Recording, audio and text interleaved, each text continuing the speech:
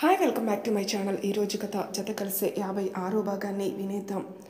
రిషి అని చుట్టూ చూసేలోపే వెనక బెండ్ అయి కూర్చొనున్నాడు రిషి. ఏం చేస్తున్నావు అన్నాను. ప్రపోజ్ చేద్దామని నీకు అన్నాడు రిషి. ఈ రీల్ ఇన్స్టాగ్రామ్లో 100 సార్ల కంటే ఎక్కువ చూసాలే. షూస్ టై చేసుకోవాలేమో కదా. పని కానీ రిషి వర్య అన్నాను తన చేతిలో నుండి బ్యాగ్ ఫోను తీసుకుంటూ. మరీ రీల్స్ ఎక్కువ చూసి చెడిపోతున్నావు సుబ్బు అన్నాడు. ఎందుకు? నువ్వు ప్రాంక్ చేద్దామని అనుకుంటే 2 టైమ్స్ ప్రాంక్ అవ్వకుండా తప్పించుకున్నాననేక అన్నాను కళ్ళెగరేస్తూ. ఇంకా రీల్స్ ఎక్కువ చూస్తే నువ్వు అన్నిటినీ ప్రాంక్ అనుకుంటావేమో అని ఒక చిన్న భయం అన్నాడు రిషి. ఇక చాలు అన్నాను నవ్వుతూ. నువ్వు ఇక్కడే ఉండు పండు, నేను వెళ్ళి తీసుకొస్తాను అన్నాడు రిషి. సరే అని అక్కడే ఉన్న బెంచ్ మీద కూర్చున్నాను నేను. అంతలోనే అమ్మమ్మ నుండి ఫోన్. చెప్పమ్మా అన్నాను నేను. ఎక్కడున్నావు? ఆఫీస్ అయిందా? అయింది. ఇప్పుడే ఏమైనా తిందామని నేను రిషి బయటకు వచ్చాం అన్నాను. సరే. అది రిషి నేను కలిపి స్కూటీ కొనుక్కుందామని అనుకుంటున్నాం. అవునా? నేనే నీకు అది చెప్దామని ఫోన్ చేశాను. కొనుక్కోండి, బయటికి వెళ్ళడానికి దానికి ఉంటుంది కదా. నేను రేపే బ్యాంకుకి వెళ్ళి 50,000 వేస్తాను, సరిపోతుందా అంది అమ్మమ్మ. తెలీదమ్మా, నేను రిషిని అడిగి చెప్తాను అన్నాను. అడుగు. ఇద్దరికి కలిపి ఒకటి సరిపోతుందా, లేదంటే ముగ్గురికి కలిపి 2 కొనుక్కోండి అంది అమ్మమ్మ. మంజు అక్కకి అసలు 14 hours షిఫ్ట్, తన ఇంట్లో ఉండడమే లేదు. ఇంకా బైక్ ఏం చేస్తుంది? ఒకటి చాలులే అన్నాను నేను. సర్లే, మీరు జాగ్రత్తగా అన్నీ చూసి కొనుక్కోండి. పెద్ద వస్తువు అంటే మళ్ళీ మార్చం కదా అంది. సరే అన్నాను నేను. ఇంకొంటాను, బయట పనులు త్వరగా ముగించుకొని ఇంట్లోకి వెళ్ళండి, చీకటి పడిపోతుంది అంది అమ్మమ్మ. సరే అని ఫోన్ కట్టేసి రిషి చేతిలో నుండి మంచూరియా తీసుకొని టేబుల్ మీద పెట్టేసి, అమ్మమ్మ 50,000 సరిపోతాయా స్కూటీకి అని అడిగింది. సరిపోతాయా? 1,00,000కి స్కూటీ వస్తుందా అన్నాను. సరిపోతాయేమో, వెళ్ళి చూసుకుందాంలే పద. త్వరగా తింటే మనం నెక్స్ట్ మెట్రోకి నీ డ్యాన్స్ క్లాస్కి వెళ్ళాలి అన్నాడు రిషి. ఇంకా నయం, స్టాచ్యూ ఆఫ్ లిబర్టీ లాగా స్టాచ్యూ ఆఫ్ మంచూరియా అని నన్ను నిల్చోబెడతాడు అనలేదు అన్నాను వెటకారంగా. సారీ రాజమాత, నా సెన్స్ ఆఫ్ హ్యూమర్ బాగాలేదు కదా. జోక్ వెయ్యగానే సారీ అంటున్నా. ఇట్స్ ఓకేలే అన్నాను. బాగుంది చాలా. ఏంటి? మంచూరియా. రిషి, నాకు కోపం వచ్చేస్తుంది. వేరే దేశం మీద యుద్ధానికి వెళ్దామా? నీ మీద యుద్ధానికి వస్తాను. Always welcome Subbu. అవతలికి అని మంచూరియా తినేసి డ్యాన్స్ క్లాస్కి మెట్రో ఎక్కేసాం. ఒక 15 minutesలో మెట్రో జర్నీ మా డ్యాన్స్ క్లాస్కి, నా ఆఫీస్కి. ఈవిడెలా తెలుసు నీకు అన్నాను. హోటల్లో విజిటింగ్ కార్డు ఉంది. ఆవిడ ఫేమస్ కూచిపూడి టీచర్ అట. మా హోటల్లో ఏదైనా VIP ఈవెంట్స్ జరిగినప్పుడు ఆవిడ్ని పిలుస్తారట అన్నాడు రిషి. ఓ అని రిషి వెనకే నడుస్తూ ఆ డ్యాన్స్ స్కూల్కి వెళ్ళాను. చాలా పెద్దది. ఆవిడ గిన్నీస్ రికార్డ్ దగ్గర నుండి అన్ని గోడల మీద ఫోటో ఫ్రేమ్స్ ఉన్నాయి. అవన్నీ చూస్తూ లోపలికి వెళ్తుంటే ఆవిడే బయటకు వచ్చారు ఎవరు కావాలంటూ. హోటల్ తాజ్లో జూనియర్ చెఫ్ నేను. తను మా కజిన్. తనని డ్యాన్స్ స్కూల్లో జాయిన్ చేయడానికి తీసుకొచ్చాను అన్నాడు రిషి. అలవాటు ఉందా నీకు? చిన్నప్పటి నుండి నేర్చుకుంటున్నాను అన్నాను తలూపి. ఏది ఒకసారి ఆరామంది పెట్టి చూపించు. నమస్కారం చెయ్యాలంటే నా దగ్గర గజ్జలు లేవు, తీసుకొని రాలేదు అన్నాను చిన్నగా. పర్లేదు చెయ్యి అందావిడ. నమస్కారం పెట్టకుండా డ్యాన్స్ చేయకూడదు కదా మేడం. జస్ట్ ఒక 2 minutes నేను ఎవరిదైనా అడిగి తీసుకొచ్చి చేస్తాను అన్నాను. అక్కర్లేదు, ఇదే ఒక డాన్సర్కి ఉండాల్సిన క్వాలిటీ. ఇది ఉందా లేదా అని చూస్తున్నాను అని నవ్వి, రేపటి నుండి జాయిన్ అవుతావా? దశమి మంచి రోజు అంది. ఓకే అన్నట్టు తలూపాను నేను. ఫీజు అది అని అడిగాడు రిషి. ఫీజా? నేనేం ఫీజు తీసుకొని చెప్పను, ఇది ఫ్రీ అని నవ్వి టేక్ కేర్ బాయ్ అని వెళ్ళిపోయింది ఆవిడ. ఇంతమంది పిల్లలకి ఫీజు లేకుండా చెప్తుందంటే ఈవిడ దగ్గర ఎంత డబ్బులుంటాయో కదా అన్నాను నేను. డబ్బులున్న అందరూ చెయ్యరు కదా సుబ్బు, పెట్టడానికి కూడా చాలా గొప్ప మనసు కావాలి అన్నాడు రిషి. మేబీ అనుకుంటూ మేమిద్దరం మెట్రో ఎక్కగానే రిషి వైపే చూస్తూ, ఖాళీ లేదు ఈరోజు కూడా అన్నాను. తప్పదు, సాయంత్రం లేట్ అయిందంటే ఇలానే ఉంటుంది అన్నాడు రిషి. అప్పుడే 2 పక్కల పక్కపక్కన సీట్లు దొరికాయి. నాకు గబక్కున అక్కడికి పరిగెత్తి నా పక్కన సీట్లో బ్యాగ్ పెట్టేసి రిషి వైపు చూశాను రమ్మని. తను వచ్చేలోపే ఇంకొక ప్రెగ్నెంట్ ఆవిడ వచ్చి నించున్నారు బ్యాగ్ తీయమని. మీరు కూర్చోండి అని 2 సీట్లు ఆవిడకే ఇచ్చేసి కామ్గా లేచి రిషి పక్కనే వచ్చేసాను మళ్ళీ. మనకి ఇంకొక 7 minutes అంతే అన్నాడు రిషి. అని కామ్గా ఊరుకున్నాను. ఇంటికి వెళ్ళినప్పటికీ లేట్ అయితే ఫ్రెష్ అయ్యి రిషి డిన్నర్ కుక్ చేస్తుంటే నేను ల్యాప్టాప్ పట్టుకొని కిచెన్ ప్లాట్ఫామ్ మీద కూర్చొని బైక్స్ గురించి చూస్తున్నాను. ఏదైనా 1.2 lakh కావాలి రిషి వర్య, బాగా రేట్లు ఉన్నాయి బైక్లు, అసలు వీటి బదులు కారే బెస్ట్ అన్నాను నేను. కార్ బెస్టే కానీ పొల్యూషన్ ఎక్కువ అవుతుంది కదా సుబ్బు, ఆ 1.2 lakh తీసుకుందాంలే అన్నారు రిషి. అయితే ఓకే అని ల్యాప్టాప్ పక్కన పెట్టేసి డిన్నర్ కంప్లీట్ చేసి నా రూమ్లో సామాన్లు ఆర్గనైజ్ చేసుకుంటూ రిషి 12 గంటలకి రమ్మని చెప్పడం గుర్తుకొచ్చి వెళ్ళాను రిషి రూమ్ వరకు. అర్ధరాత్రి డోర్ కొట్టడం ఏంటి సుబ్బు, తప్పు కదా అని మంచి మనసు ఒక పక్క చెప్తుంటే ఇంకొక పక్క తను సర్ప్రైజ్ అయ్యా అన్నాడు కదా వెళ్ళు అని చెడు మనసు చెప్తుంది. కాసేపు మేము ముగ్గురం కొట్టుకొని చచ్చాక ఇక ఇవన్నీ కాదని రిషి డోర్ ఓపెన్ చేశాను నేను, లోపల ఉన్న వాటిని చూసి షాక్ అవుతూ. ఏంటిది రిషి అన్నాను షాక్ అవుతూ. ఇంకా 12కి పావు గంట ఉంది కదా సుబ్బు అన్నాడు రిషి. అంటే నాకు తెలియదు కదా ఇలా సర్ప్రైజ్ చేస్తావని అన్నాను తను డెకరేట్ చేస్తున్న రూమ్ వైపు చూస్తూ. అసలు ఏంటి ఈ కేకు ఇవన్నీ, ఆ ఫొటోసు అన్నాను వాటి వైపు వెళ్ళి చూస్తూ. ఈరోజు మీ పేరెంట్స్ యానివర్సరీ అన్నాడు రిషి. నీకెలా తెలుసు, షాక్ అయ్యాను ఇంకాస్త. అప్పుడు మీ ఇంటికి వచ్చినప్పుడు మీ పేరెంట్స్ పెళ్లి కార్డు చూశాను కదా, అందులో ఈ డేట్ ఉంది, ఈ ఇయర్ వాళ్ళ 25th anniversary, that's very special కదా అన్నాడు రిషి. చాలా స్పెషల్ అన్నాను కళ్ళల్లో నీళ్ళు తిరుగుతుంటే. వాళ్ళు ఎప్పుడు నీతోనే ఉన్నారు సుబ్బు, నువ్వు ఇలా ఏడిస్తే బాధపడతారు, 12 అవుతుంది రా కేక్ కట్ చేయి అన్నాడు రిషి. ఇది మరీ బాగుంది, వాళ్ళ యానివర్సరీని నేను కేక్ కట్ చేయడం ఏంటి, ఊపే కోహలాగా అన్నాను మొహం మార్చుకుని రిషి వైపే చూస్తూ. ఊపే కహా కాంటే అన్నాడు రిషి. ఊళ్ళో పెళ్ళికి కుక్కల హడావిడి అని. ఎక్కడ పడతావు సుబ్బు ఈ సామెతలన్నీ అని నవ్వి. యూనో చిన్నప్పటి నుండి మా పేరెంట్స్ యానివర్సరీకి మమ్మల్ని ఒళ్ళో కూర్చోబెట్టుకుని మా చేతనే కేక్ కట్ చేయించేవారు, సో పేరెంట్స్కి మనం కట్ చేస్తేనే ఇష్టం, సో కట్ చేయి సుబ్బు పర్లేదు అన్నాడు రిషి. అయితే నువ్వురా ఇద్దరం కట్ చేద్దాం అన్నాను. పర్లేదు నువ్వు చేయి సుబ్బు.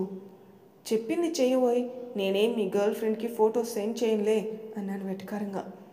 నువ్వు మళ్ళీ ఆ టాపిక్లోకి రాకు, నేను నైఫ్ తీసుకొస్తాను అని కిచెన్లోకి వెళ్ళాడు. అమ్మ నాన్నవి ఇన్ని ఫొటోస్ ఎలా సంపాదించాడో, వీటిలో కొన్ని నేను ఫస్ట్ టైం చూడడం అసలు అవన్నీ చూసి నవ్వుకుంటూ రిషికి వచ్చాక నువ్వు అటు నుండి కట్ చేయి, నేను ఇటు నుండి కట్ చేస్తా అన్నాను రిషితో. హా ఓకే. కేక్ పీస్ రిషికి పెట్టి నేను కూడా తిన్నాను. చాలా బాగుంది కేక్, ఏం ఫ్లేవర్ అన్నాను ఇంకొక పీస్ కట్ చేసుకుంటూ. పాలకోవా. హా ఏంటి, నువ్వు విన్నది కరెక్టే సుబ్బు, పాలకోవా ఫ్లేవర్ కేక్ నేనే చేశాను అన్నాడు రిషి. చాలా బాగుంది తెలుసా, నీకు ఇలాంటి థాట్స్ ఎలా వస్తాయి అసలు, అసలు నువ్వు ఒక కేఫ్ పెట్టచ్చు కదా అన్నాను. కేఫ్ పెట్టాలంటే ₹1,00,00,000 మినిమం ఉండాలి సుబ్బు బెంగళూరులో అన్నాడు రిషి. ₹1,00,00,000? హా, కిచెన్కి 60 lakhs దగ్గర అవుతుంది, మినిమంలో మినిమం అంబియన్స్కి 30 lakhs అయినా మిగతా డబ్బు ఖర్చు ఉంటాయి కదా అన్నాడు రిషి. పోనీ ఒక 2 years ఆగిన తర్వాత ట్రై చేద్దువులే అని. ఈ ఫొటోస్ ఎక్కడి నుండి వచ్చాయి నీకు అన్నాను. ఏదేదో చేశానులే, ఇప్పుడు అవన్నీ చెప్పలేం అన్నాడు Rishi. But I feel really so special, నిజంగా మా పేరెంట్స్తో కలిసి వాళ్ళ యానివర్సరీ సెలబ్రేట్ చేసుకుంటున్నంత హ్యాపీగా ఉంది. Thank you so much Rishi వర్య అన్నాను నవ్వుతూ. ఇది ఒక చాలా చిన్న గిఫ్ట్, అయినో ఇది పర్ఫెక్ట్ కాదు, బట్ నేనే చేశాను, అంత ప్రొఫెషనల్గా రాలేదు అన్నాడు రిషి. ఏంటది అన్నాను తనిచ్చిన గిఫ్ట్ ప్యాక్ ఓపెన్ చేస్తూ. అమ్మ నాన్న మధ్యలో నేను, డిజిటల్ ఆర్ట్ ఏదో చేశాడట, ఆ పిక్చర్ ఏదో చూసి వేసినంత న్యాచురల్గా ఉంటే ఈసారి కన్నీళ్ళు ఆగమన్నా ఆగలేదు. Thank you so much Rishi అన్నాను కళ్ళు తుడుచుకుంటూ. ఇది పర్ఫెక్ట్గా లేదని ఎవరు చెప్పారు, ఇంతకంటే పర్ఫెక్ట్ పిక్చర్ నాకు తెలీదు, థ్యాంక్ యూ సో మచ్ అన్నాను. I am glad you liked it అన్నాడు రిషి. లైకా, అంత చిన్నగా ఎలా చెప్తావు, మా పేరెంట్స్ ఇద్దరితో కలిపి నాకు ఇప్పటి వరకు ఒక ఫోటో కూడా లేదు తెలుసా, ఇదే ఫస్ట్, ఇది నా కొన్ని సంవత్సరాల కల రిషి, దీన్ని నేను మాటల్లో ఎక్స్ప్లెయిన్ చేయలేను అని జాగ్రత్తగా నా రూమ్లో బెడ్ దగ్గర వాల్కి స్టిక్ చేసి కేక్ ఫ్రిడ్జ్లో పెట్టేసి రిషి రూమ్కి వచ్చి ఈ ఫొటోస్ అన్నీ నేను తీసుకోనా, డెకరేషన్లో ఉన్న పిక్స్ వైపే చూస్తూ అడిగాను. షూర్ సుబ్బు అని అవన్నీ నా రూమ్లో డెకరేట్ చేయడానికి హెల్ప్ చేస్తున్నప్పుడే రాత్రి 2:30 అయింది. టీ పెట్టనా నీకు అని అడిగాను రిషిని, ఎందుకంటే నాకు వచ్చింది అదొక్కటే కాబట్టి. మై ప్లెజర్ అన్నాడు రిషి. రిషి రూమ్ బాల్కనీలో కూర్చుంటే ఆకాశం చంద్రుడు క్లియర్గా కనిపిస్తుంటే అక్కడ కూర్చొని టీ తాగుతూ ఏదో మాట్లాడుకుంటున్నాం మేమిద్దరం. యూనో ఆడుకుందామని కాసేపటికి ఫిక్స్ అయ్యి ఎక్కడో తవ్వకాల్లో దొరికిన పాత యూనో కార్డ్స్ తీసుకొని గేమ్ స్టార్ట్ చేసుకుని కూర్చున్నాం మేమిద్దరం. పొద్దున్నే 6:30 అవుతుంటే బ్యాగ్ భుజాన్ని వేసుకుని నీరసంగా ఇంట్లోకి వచ్చి మా ఇద్దరిని చూస్తూ, ఈరోజు మీకు లీవు కదా, ఇంత త్వరగా లేవడం అవసరమా అంది మంజు అక్క సోఫాలో వాలి కూర్చుంటూ.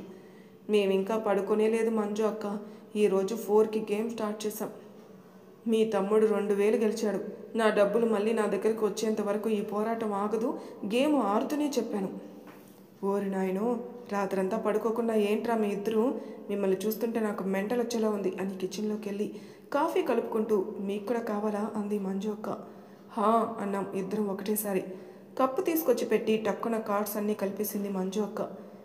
ఏం చేసావక్క, గేమ్ నేను గెలిచేలా ఉన్నాను తెలుసా అన్నాను ఏడుపు మొహం వేసి. వీడెక్కడికి వెళ్ళిపోతాడు, నువ్వెక్కడికి వెళ్ళిపోతావు, రేపు ఆడుకోండి మళ్ళీ, నిద్ర లేకపోతే లేనిపోని గోళ్ళు వస్తాయి, బ్రేక్ఫాస్ట్ చేసి పడుకుందాం పదండి అంది మంజు అక్క. ఈరోజు స్కూటీ కొనుక్కోవడానికి వెళ్తున్నాం కదా అన్నాను నేను. స్కూటీగా కళ్ళు చిట్లించి అడిగింది మంజు అక్క. అదేంటి చెప్పలేదా అన్నట్టు రిషి వైపు చూశాను. నిన్న చెప్పాను కదా స్కూటీ కొనుక్కుందామని అన్నాడు రిషి.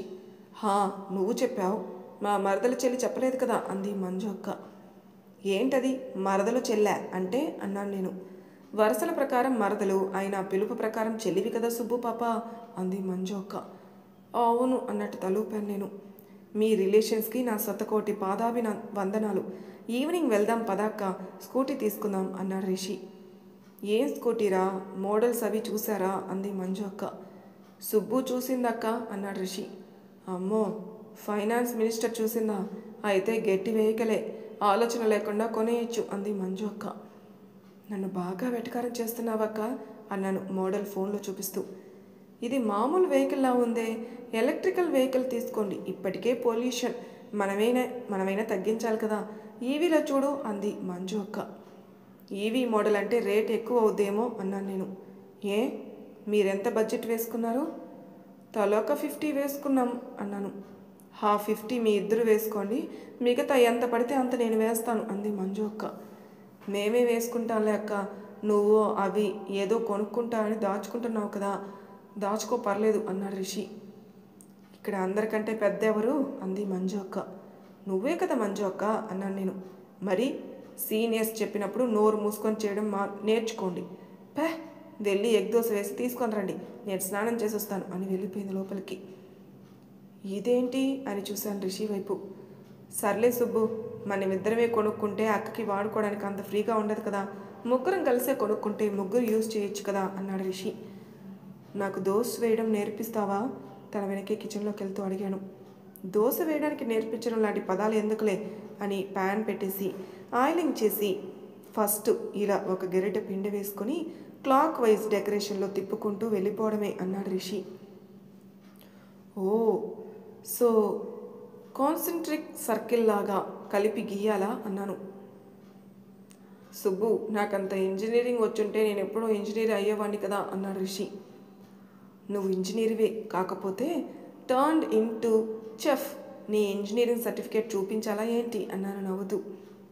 వద్దులే, దానిలో నా కష్టం కంటే నీ కష్టమే ఎక్కువ ఉంది, మేబీ నీకు డ్యూయల్ డిగ్రీ ఇవ్వాలేమో, engineer in computer science and electrical అని అన్నాడు రిషి నవ్వుతూ. నేనే వైరో కలిపాను అనుకో, అపార్ట్మెంట్ మొత్తం మంటలు వచ్చేయగలవు అన్నాను నవ్వుతూ. ఇదిగో ట్రై చెయ్యి అన్నాడు ఆ దోశ తీసి. మా ఊరి శివయ్య దగ్గర నుండి అందరం దేవులకి మొక్కుకొని గీయడం అదే వేయడం మొదలుపెట్టాను. ఫస్ట్ 2 seconds ఇంత ఈజీ ఏంటి అనిపించినా కాసేపటికి అర్థమైంది ఇవన్నీ మనతో అయ్యేవి కాదని. అది దోశ అని మొదలు పెడితే పూతరేకు ఆ ఇత్తడి రేకులా వచ్చింది. ఇక దానికోసం గ్యాస్ వేస్ట్ చేయడం ఎందుకని డైరెక్ట్గా అట్లకాడ రిషి చేతికిచ్చేసి నేను ఎగ్స్ బ్రేక్స్ చేస్తాను అని వచ్చేసాను పక్కకి. ఫస్ట్ టైంకి నాట్ బ్యాడ్ సుబ్బు అన్నాడు రిషి. మరీ ఎక్కువ నటించకు, తెలుస్తుంది నాకు, చేయి తిరగట్లేదు అసలు, నేను ఒక మంచి కర్రీ పాయింట్ పైన ఇల్లు కట్టేసుకోవాలి అన్నాను నిరాశ నిస్పృహ కలగలిపి. పర్లేదులే సుబ్బు, నీతో కలిసి ఉండాల్సిన వాళ్ళు వంట వచ్చిన వాళ్ళే అవుతారులే అన్నాడు రిషి. అంతే అంటావా? ఈ కాలంలో అమ్మాయిలకే వంట రావట్లేదు, ఇక అబ్బాయికి ఏమొస్తుంది నా ముఖం? అందరూ ఒకటే పద్ధతి, ఎక్కడో నీలాంటి స్వాతి ముత్యం ఉంటాడు. నాకు నా అదృష్టం మీద అంత నమ్మకం లేదులే అని ఎగ్స్ బ్రేక్స్ చేసి, ఏం వేయాలి ఇందులో అని అడిగాను. నేను చేస్తాలే అన్నాడు రిషి. నీకు అపనమ్మకం వచ్చిందా నా మీద అన్నాను రిషి వైపు చూస్తూ. అపనమ్మకమా? ఏమైంది అన్నాడు రిషి. మరి ఏం చేయాలో అడిగితే ఎందుకు చెప్పట్లేదు? అది నేను చేస్తే బాగోదని నిన్ను ఫిక్స్ అయ్యావు కదా.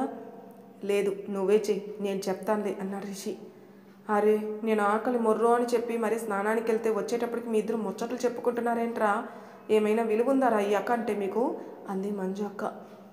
నువ్వు ఈ ప్లెయిన్ దోశ తిను, నేను ఎగ్ దోశ వేస్తా అన్నాడు రిషి. అయినా అమ్మ నాకు పెళ్లి చేస్తా అంటుందేంట్రా? నీకు కదరా చెయ్యాల్సింది. ఇంత బాధ్యతగా ఉన్నవాడికి పెళ్లి చేస్తే వాళ్ళ లైఫ్ బాగుంటుంది. నన్ను సుబ్బుని పెళ్లి చేసుకున్నవాడు మా టాలెంట్ను చూసి చచ్చిపోతాడు అంది మంజు అక్క. మరీ మీ తమ్ముడు వయసు తక్కువేమో అక్క అన్నాను. 21, లీగల్ ఏజే ఫర్ మ్యారేజ్. ఏం పర్లేదు అంది మంజు అక్క. అయితే ఈరోజు అతతో మాట్లాడినప్పుడు కొన్ని రోజులు నీ పెళ్ళిని హాల్లో పెట్టి మీ తమ్ముడికి త్వరగా చేసేయమని చెప్దాం అన్నాను. సూపర్ ప్లాన్, ఇదే వర్కౌట్ చేయాలి అంది మంజు అక్క. ఇక్కడ నా ఇష్టాలతో ఎవరికి పని లేదా అన్నాడు రిషి. ఏంటి రిషి నీ ఇష్టాలు? బెంగళూరులో ఉద్యోగం చేయాలి, ఆంధ్ర యూనివర్సిటీలో చదువుకోవాలి, ముఖ్యంగా మీ ఎలక్ట్రికల్ ఇంజనీర్ అవ్వాలేమో కదా అన్నాను నేను కళ్ళెగరేస్తూ. ఏంట్రోయ్ ఇన్ని క్వాలిటీస్ చదువుతుంది, నేనేదో మాట వరుసకి నీకు పెళ్ళన్నాను, అప్పుడే రెడీ అయిపోయావా ఏంటి అంది మంజు అక్క. నువ్వు మాట వరుస కన్నావు, నీ తమ్ముడు సీరియస్గా తీసుకున్నాడు. అయినా నేను అన్నది ఇప్పుడేగా, ఇప్పటికిప్పుడే సీరియస్గా తీసుకొని ఏం చేస్తాడు? నిన్ను పెళ్లి చేసుకుంటాడా అంది మంజు అక్క. అవును అన్నాను. ఏంటి? మంజు అక్క రిషి ఇద్దరు ఒకేసారి షాక్ అయ్యారు. మరి తర్వాయి భాగంలో ఏం జరుగుతుందని క్షిప్స్లో తెలుసుకుందాం. అంతవరకు నా ఛానల్ సబ్స్క్రైబ్ చేయని వాళ్ళు ప్లీజ్ సబ్స్క్రైబ్ చేసుకోండి, లైక్ చేసి షేర్ చేయండి, మీ అభిప్రాయాలను కామెంట్ రూపంలో తెలియజేయండి. Thank you for listening.